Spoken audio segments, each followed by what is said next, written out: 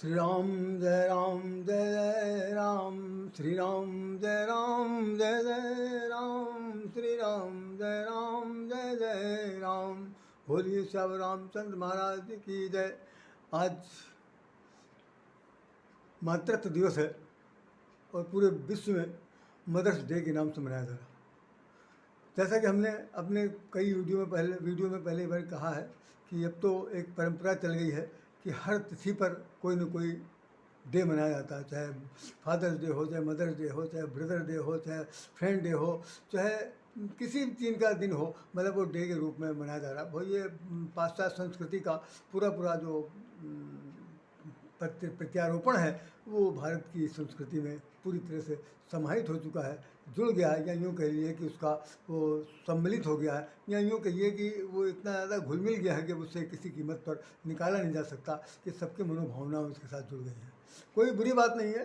तो हमारी संस्कृति इतनी विशालकाय है, उसका पेट इतना भारी है कि उसके अंदर सभी कुछ समाहित हो सकता है। तो उस संस्कृति में ये भी हो गया कि भाई हम लोग हर रिश्तेदार को डे के रूप में मनाते हैं, उसके लिए साल में दिन निर्धारित कर रखा है। तो ये मई के महीने में दूसरे रविवार को मनाया जाता है। ठीक उसी प्रकार फादर्स डे भी दूसरे रविवार को मनाते हैं जून के महीने में। हम सिर्फ आज इतना बताना चाहते हैं आप लोगों को कि मदर्स डे वास्तव में हमारे, वैसे तो हमारे भारतवर्ष की जो संस्कृति सभ्यता है उसके अंतर्गत तो हमारे यहाँ महीने में 15 दिन का समय होता है, जिसमें 9 दिन तो मात्र नवमी के रूप में स्वीकार किया जाता है। ये पितृपक्ष में होता है। बाकी पूरे वर्ष भर हमें ये बताया गया है, बचपन में जब से मैंने होश संभाली तब से हमने क्या, जितने भी हिंदू लोग हैं उन सब की बात कर रहा हूँ, उन सब लोगों को बताया गया कि भाई माता पिता जो हैं वो देवता है। मातृ पितृ देवो भव, माता पिता देवता हैं और उनको देवता समझकर पूजा किया जाना चाहिए। और जैसे जीते देन कौरा और मरे पुरावे चौरा, ये एक बड़ी ही व्यंग्यात्मक बात कही जाती है कि कई बार ऐसा हो जाता है कि भाई जीते जी तो माता पिता को तो कुछ नहीं समझते हैं, उनको बिल्कुल कुछ नहीं समझती थी, उनका प्रतिकार करते हैं और दुत्कार देते हैं। एक कौरा देने के लिए भी उनकी जान निकलती है, वो मोहताज जैसे जीते हैं। ये भारत में भी ऐसा हमेशा देखा गया। और मर जाने के बाद सब बड़े बड़े जलसे होते हैं, उनके नाम पर खान पान भोजन की व्यवस्था होती है, भाई आओ भाई सब लोग खाओ, पूड़ी कचौड़ी से लेकर पकवान तक सब लोग खाते हैं। खैर वो एक अलग कथा है जिसमें हमने आपको इसमें जोड़ दिया। लेकिन सिर्फ ये कहा उन्हीं लोगों ने है कि जीते जी माता पिता को यदि आपने देवता नहीं माना, माता पिता को यदि देवत्व का रूप नहीं दिया, तो वो केवल आपके लिए केवल एक मशीन की तरह थे। उन्होंने आपको एक प्रोडक्शन के रूप में निकाल कर बाहर कर दिया अपने पेट से। अब आप उनको क्या समझते हैं आप जानिए, आपका काम जाने। लेकिन नहीं, हमारी संस्कृति, हमारी सभ्यता, हमारे पुराण, हमारे वेद ग्रंथ, हमारे माता पिता के लिए भगवान क्या कहते हैं वो आप बड़े गौर से सुन लीजिए। यही सबसे बड़ा हमारे आपके लिए शिक्षा है। और इसी शिक्षा देने के लिए, इसी शिक्षा को हम आपके सामने रखने के लिए, देने के लिए नहीं, देने के लिए नहीं, सिर्फ बताने के लिए मैं आपके सामने आया हूँ कि वास्तव में भगवान भी माता पिता के रोल में आते हैं। जगत पिता उन्हें कहा जाता है और जगत जननी माँ दुर्गा जी को कहा जाता है। और भगवान शंकर पार्वती को तो साफ साफ कह दिया गया कि गुरु पितु मातु महेश भवानी, गुरु पितु मातु महेश भवानी, प्रणव दीन बंधु दीनदानी। आप ही मेरे माता पिता हैं, आप ही मेरे गुरु हैं। आप ये महेश भवानी के रूप में उनकी पूजा की जाती है। दो शब्द और भी कहने के लिए मेरे पास वक्त इसलिए है कि मैं बताऊं आपको कि जिस वक्त भगवान से पूछा गया कि आप सबसे पहले अपने आप को किस रूप में धरती पर प्रस्तुत करना चाहते हैं, तो उन्होंने कहा कि मैं माँ के रूप में प्रस्तुत करना चाहता हूँ। मैं स्वयं माँ बन जाता हूँ और मेरा ही दूसरा रूप जो है वो पुरुष का है, अर्थात पिता का है। तो सबसे पहले नारी शब्द का प्रयोग होता है, वो तब वहीं नर का बात सामने आती है। एक भजन हमने कभी सुना था बचपन में, नारी जगत की खान, जगत में नारी जगत की खान, नारी से नर होत हैं, नारी से नर होत हैं, ध्रुव प्रहलाद समान, जगत में नारी जगत में, नारी जगत में प्रधान, ऐसे करके भजन गाया गया था। तो ये तो बात की बात है। सिर्फ भगवान से, जिस भगवान नारद जी ने पूछा कि भाई आप सारे संसार का पालन पोषण कैसे करते हैं, देखिए ये सार्थक है। रामचरितमानस का ये मान्यता है जो मैं बोलने जा रहा हूँ। रामचरितमानस की ये मान्यता है, उसमें उन्होंने भगवान राम से दंडकारण्य में अपने छोटे भाई के साथ बातचीत करते समय जिस वक्त नारद वहाँ आते हैं तो उन्होंने एक बात देखी कि, और उन्होंने क्या देखा कि दोनों भाई खूब बात कर रहे हैं, और दोनों भाई बात कर रहे हैं तो उनको क्या दिखाई पड़ा, उनको ये दिखाई पड़ा कि दोनों लोग जो हैं वो रो रहे हैं, कि दृष्टि दोष हो गया। रामचरितमानस में ये लिखा हुआ कि कहत अनुज सन कथा रसाला, अनुज अपने छोटे भाई के साथ जो कथा कह रहे हैं वो बहुत रसीली कह रहे हैं, और रसीली कथा को सुन करके नारद जी आकाश से धरती पर उतरते समय क्या देख रहे हैं कि दोनों लोग रो रहे हैं। तो कहते क्या है कि मोर श्राप कर अंगीकारा नाथ सहत नाना दुख भारा, हमारे श्राप को भगवान विष्णु ने स्वीकार कर लिया। स्वीकार करने के बाद वनवासी राम बन करके यहाँ पर भटक रहे हैं, और बहुत दुखद बात है। मोर श्राप कर अंगीकारा, अंगीकार कर लिया। तो अब आने के बाद भाई देवर्षि नारद हैं, भगवान ने उनकी पूजा की, पद चरण धोए, उसके बाद पूछा कि कैसे क्या क्या करना चाहते हैं। तो सारी बातें हुई, बहुत सी बातें हुई। उन्होंने बैराग के बारे में पूछा, संत के बारे में पूछा, अन्य नारी के बारे में पूछा, बसंत के बारे में पूछा, क्या चीज़ नहीं पूछा। सब पूछने के बाद उन्होंने कहा मेरी शादी आपने क्यों नहीं होने दी। तो उन्होंने कहा शादी इसलिए नहीं होने दी कि तुम नासमत बच्चे हो। तो भगवान विष्णु की शादी क्यों करा, भगवान शंकर की शादी क्यों करा दी, कह रहे हैं वो बहुत योग्य है, बहुत ही बुद्धिमान थे, इसलिए उनकी शादी कराने के लिए हमें जाना पड़ा, और तुम्हारी शादी के लिए हमें मना करना पड़ा। तो आप वास्तव में हैं क्या। तो भगवान बता रहे हैं, वो सुन लीजिए, आप सब लोग सुनने योग्य। भगवान कहते हैं कि करऊँ सदा, करऊँ सदा तिन करऊँ सदा तिन की रखवारी, जही पालही बालक नहीं महतारी। करऊँ सदा तिन की रखवारी, जिम पालही बालक नहीं महतारी। जैसे माताएं अपने बालकों का पालन पोषण करती हैं, ठीक उसी प्रकार से मैं अपने सारे संसार का पालन पोषण माँ बनकर करता हूँ। तो आप इसे समझ लीजिए कि माँ के द्वारा दुलराए हुए ये सारी संतान है, जिसमें हम और आप सब लोग सुन रहे हैं और कह रहे हैं, सुना रहे हैं। तो मैं ये बताना चाहता हूँ कि भगवान राम या भगवान विष्णु या भगवान श्री हरि या आदि नारायण जो भी हैं, सबसे पहले वो नारी के रूप में माँ बनकर आते हैं, और माँ बन करके उन्होंने हम सब लोगों की सेवा की। सेवा क्या की, जैसे मात्र तो दुलार है, वात्सल स्नेह है, वो दिया। और रामचरितमानस का जो सबसे बड़ा उदाहरण है, वो उदाहरण ये कहता है, आप सब लोग इसको गीठा बांध लीजिए, मन मस्तिष्क में रख लीजिए, मैं रहूं चाहे न रहूं जीवन में, कभी बता देना चाहता हूं कि ऐसा कोट, ऐसा कोटेशन इस धरती पर दोबारा किसी अन्य पुराण में देखने को नहीं मिलेगा, जो रामचरितमानस में भगवान राम ने कहा और गोस्वामी तुलसीदास ने लिख दिया। वो दोहा सुन लीजिए।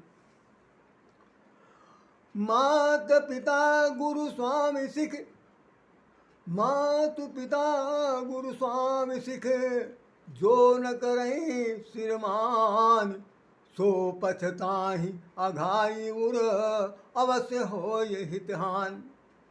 फिर सुनिए, माता पिता गुरु स्वामी सिख, जो न करहीं हितमान, सो पछताहि अघाई उर, अवश्य हो ये हितहान।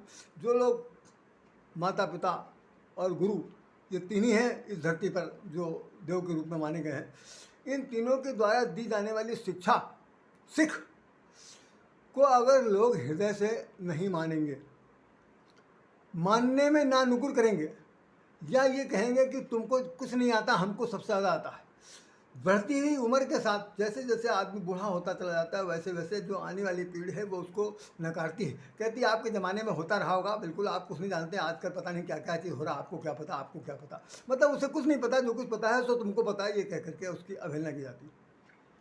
तो गोस्वामी जी कह रहे हैं कि वो युग चाहे कोई बदल जाए, बच्चे से बूढ़ा क्यों ना हो जाए, लेकिन जो तुम्हारे सामने पीढ़ी के जो बूढ़े लोग हैं, वो अपने युग के साथ युग का नेतृत्व करने वाले सबसे महान युगकारी पुरुष होते हैं। भले ही महापुरुष किसी और का नाम देता है, युग पुरुष का नाम देता है, लेकिन सबके घर के माता पिता युग पुरुष से कम नहीं है। उनके अनुभव को स्वीकार कर लेना चाहिए। उनकी शिक्षा को यदि हृदय से आप स्वीकार नहीं करेंगे तो भगवान राम क्या कहते हैं, जो न करें हितमान तो सो पछताई अघाई उर।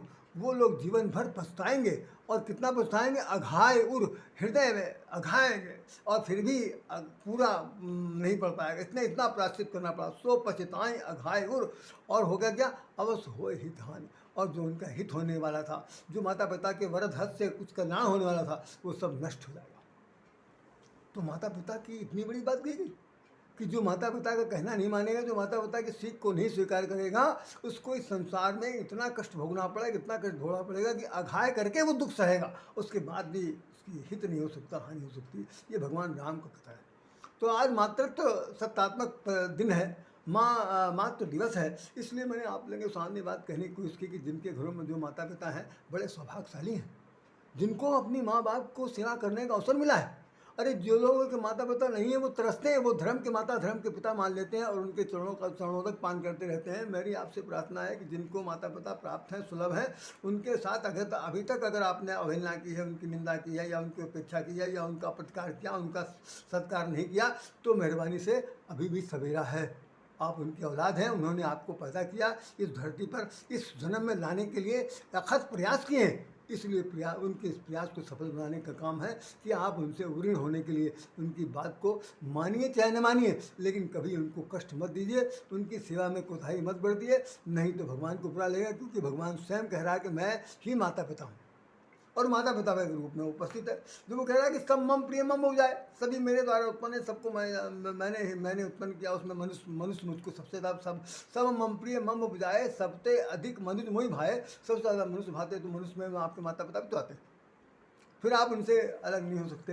ये मेरी आपसे प्रार्थना है। और साथ साथ मैं ये बताना चाहूँगा कि जिन जिन घरों में, जिन जिन परिवारों में जाता हूँ, बहुत से घरों में मैं देखता हूँ कि जो लड़के लड़कियाँ पढ़े लिख गए हैं, बड़े हो गए हैं, या यूँ कह लीजिए कि इतने बड़े हो गए हैं कि वो अपने ज्ञान के सामने अपने माता पिता के ज्ञान को अज्ञानी समझते हैं। यहाँ तक कि हमने तो अपने कानों से आँखों से सुना है कई बार, स्टूपिड, नॉनसेंस, कुछ नहीं आता, ऐसे कह कर के बच्चे अपने माता पिता को डांटते हुए हैं, हमने देखा, धुतकारते हुए हमने देखा। और हमने ये भी देखा कि वो कभी कभी माँ बाप को खाना तक नहीं पूछते हैं, खुद खाना खा लेते हैं और माँ बाप जो है बेशर्मी के नाते जाके उनके घर के टुकड़े तोड़ते हैं और जीते हैं। ऐसी ऐसी स्थितियाँ भी हमारे समाज में, परिवारों में कहीं कहीं पर देखने को मिलती। मैं सबको नहीं कह रहा हूँ, ये it is not challenge for all, केवल ये है कि ऐसा ऐसा होता है जहाँ कहीं हो रहा है, जिन जिन लोगों के साथ हो रहा है, और जिन लोगों के मन में कहीं पर कोई दुर्भावना, द्वेष की भावना आई है, तो वो बच्चे नादान हैं, अपने आप को उस नादानी से ऊपर उठकर आए और माता पिता को अपना पूज्य देवी देवता समझ। जैसे आज हमने गीत लिखा है, हमने गीत लिखा कि जग में ऐसा कौन बड़ा है, माँ ऐसा कौन बड़ा है, ऐसा जग में कौन माता जैसा कौन बड़ा है, उसका करिए अभिनंदन, और वो देवतुल्य नहीं देवी हैं, उनका निस्दिन करिए उनका पूजन। तो ऐसे माता पिता का पूजन करना है, उनको अपना मानना है, उनके चरणों में शीश झुकाना है, क्योंकि वो चलते फिरते एकदम समझिए पके हुए आम की तरह हैं, आज नहीं तो कल उनका मर जाना निश्चित है। और आज एक बार ये हो जाएगा कि वे फूंक फाक तमाशा देख लेंगे, फिर बाद में टंगी हुई तस्वीरों के अंदर आपने माला डाल दिया और सिर झुका लिया तो वो ना के बराबर है, उसकी कोई औकात नहीं है, कुछ नहीं। तो जीते जी वो माता पिता आपके देवता हैं, आप उनकी पूजा करिए। बार बार ये अवसर आता है, अब तो हर वर्ष आता है, तो उस हर वर्ष जो आए गए मातृ दिवस को मातृ दिवस के रूप में स्वीकार किया जाना चाहिए। माता को माता के रूप में, पिता को पिता के रूप में स्वीकार कीजिए, और जितना आप सम्मान दे सकते हैं। अरे भाई कुछ नहीं दे सकते, चलो भाई तो अपमान ही न कीजिए, ऐसा कटुवचन मत बोलिए जो पीड़ा पहुँचे, ऐसा कटुवचन मत बोलिए मनसा वाचा कर्मणा जिससे मन को आघात पहुँचे। नहीं ये महसूस हो कि ये तो मेरा बेटा होकर के मुझे ऐसी बात करा, नहीं, ऐसा नहीं कहना चाहिए। लड़कियां भी ऐसा कुछ न कहें, कभी भी ऐसी हरकत न करें जो उनके लिए अप्रिय हो। तो ज़्यादा मैं क्या कहूँ, आप सब लोग समझदार हैं। मैं तो रामचरितमानस का ये दोहा और चौपाई आपको बता दिया, और ये भी बता दिया कि समाज में सभी लोग एक जैसे नहीं होते हैं। सब लोगों के माता पिता, बहुत से लोग तो बड़े गर्व महसूस करते हैं कि अभी हमारे माता पिता जिंदा। मुझे एक बार याद है कि एक बार अनूप जलोटा से किसी ने पूछा था मंच पर कि भाई आपके साथ जो है वो पीडी जलोटा साथ में के साथ आप रहते हैं कि या वो आपके साथ रहते हैं, तो उन्होंने बड़े गर्व से कहा था कि नहीं, मैं उनके साथ रहता हूँ, वो मेरे साथ नहीं रहते हैं। तो मतलब उन्होंने ये स्वीकार कर लिया कि माता पिता को के साथ हम रहने में अपनी भलाई समझते हैं, ना कि माता पिता को अपने घर में ला के अपनी बड़ाई समझते हैं। तो माता पिता के साथ रहना, माता पिता की पालन पोषण करना, उनकी सेवा शुश्रूषा में अपने आप को हाथ बटाना, और भगवान से प्रार्थना करना कि हे प्रभु मुझे इतनी शक्ति दीजिए कि मैं उनके काम आ सकूँ। निश्चित रूप से ये काम होगा। और बहुत सारे लोग वृद्धाश्रम में भेज देते हैं अपने माताओं पिताओं को, वो बहुत ही दुखद है, ऐसा नहीं करना चाहिए। माता पिता ने कभी किसी को आप लोगों को कहीं वृद्धाश्रम में नहीं भेजा। जीते जी उन्होंने पेट काट करके आपको पढ़ाया लिखाया, सब कुछ किया है। क्या नहीं किया, क्या नहीं किया है, कहाँ कहाँ तक भीख नहीं मांगा होगा, किस किस का पेट ना अपनी तरह से नहीं पेट काटा होगा, किस किस के सामने आपकी भलाई के लिए अपमान नहीं सहा होगा। तो उस अपमान को ध्यान में रखते हुए मेरी आपसे प्रार्थना है कि माता पिता बार बार नहीं मिलेंगे, ये चलते फिरते देवता बार बार नहीं मिलेंगे, एक बार चले गए तो दोबारा फिर नहीं आएंगे। तो इन माता पिता को स्वीकार कीजिए और ये मान के चलिए कि देवता भगवान ने आपको एक वरदान के रूप में दिया है। जीते जी उनका आशीर्वाद लेते रहिए और चौखट पर उनके स्थिरता करिए, यही सबसे बड़ी प्रार्थना है। कभी भूल से भी कभी उनको दो शब्द ऐसे मत कहिएगा जो उनकी आत्मा को ठेस पहुंचे। यद्यपि ये भी सुन लीजिए, यद्यपि वो नकार देते हैं, होगा कोई बात नहीं, बच्चा है कभी कभी कह देता है। यही हाल भगवान के साथ भी, भगवान के साथ भी बहुत सारे जो नाखुश होते हैं भक्त लोग, वो बुरा भला कहते हैं, लेकिन भगवान कभी उनकी बात को अन्यथा नहीं लेता, सोचता चलो ठीक है, सब नासमझ कहते हैं, कहते रहें। तो ऐसे माँ बाप भी आपकी बात को सुन करके नासमझ समझ करके टाल जाते हैं। आखिर है तो अपनी औलाद, कह गया तो कोई बात, कह गया तो कोई बात नहीं, अपनी औलाद है, कोई गैर तो नहीं। सारी दुनिया अपनी औलाद से हारी है, इस तरह वो अपनी हार मान करके भी जीत जाते हैं और आपके साथ आपका साथ देते हैं। बहुत से हमने ऐसे परिवार देखे हैं जहाँ पर कि माता पिता को अपने साथ रखने में उनकी रकम, उनके प्रॉपर्टी, उनकी पेंशन इत्यादि जो है वो अपने नाम करा लेते हैं, उसके बाद उनको टुकड़ों पर जीने के लिए मजबूर कर देते हैं। ये सब बड़ी गलत हरकत है। समाज में ऐसा बिल्कुल नहीं होना चाहिए। हम चाहते हैं कि बुद्धिजीवी समाज में माता पिता यदि नींव का पत्थर नहीं होते तो आपका ये जीवन एक किसी इमारत की तरह नहीं होता। तो आप उस नींव के पत्थर को हमेशा सींचते रहिए, हमेशा उस पर तिलक लगाते रहिए। घर से निकलते समय उनके चरणों को छू लीजिए, उनका आशीर्वाद ले लीजिए, तभी जाइए। हमें मालूम है बंगालियों में एक बड़ी भाषा होती, जब घर से बाहर निकलते हैं तो ताड़ातड़ी जाते, और वो कहते हैं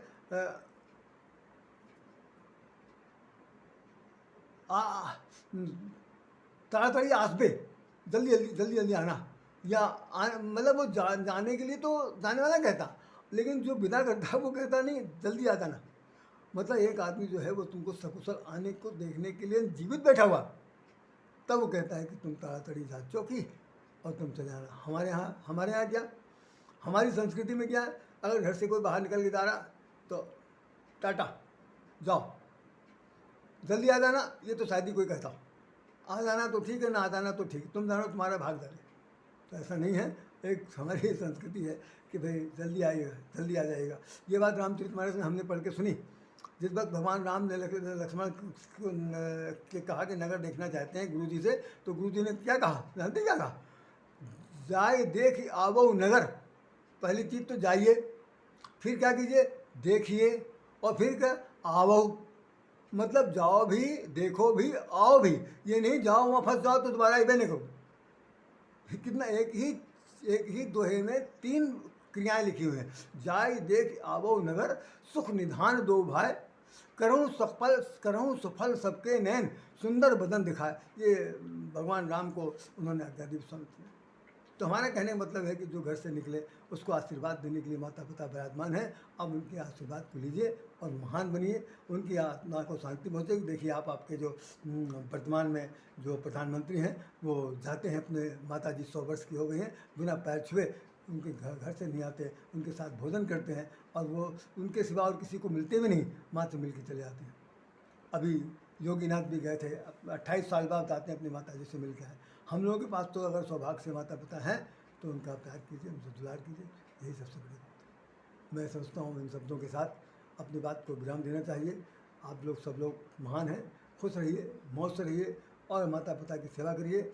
जहाँ तक हो सके अच्छे से अच्छा कदम उठाइए, उनको खुश रखिए ताकि वो आपको हमेशा आशीर्वाद देते रहें। मरने के बाद भी उनकी शुभकामनाएं आपको प्राप्त हों, ऐसा मेरा विश्वास है। इन्हीं शब्दों के साथ राधे श्याम राधे आपको हृदय से नमन करता है और शुभकामनाएं देता है कि ये दिन आप सब लोगों को सदा फलीभूत हो। इन्हीं शब्दों के साथ पुनः राधे श्याम राधे आपको नमन करता है। जय श्री राम, जय श्री राम, जय श्री राम, जय राधे कृष्ण, जय राधे कृष्ण, जय राधे कृष्ण।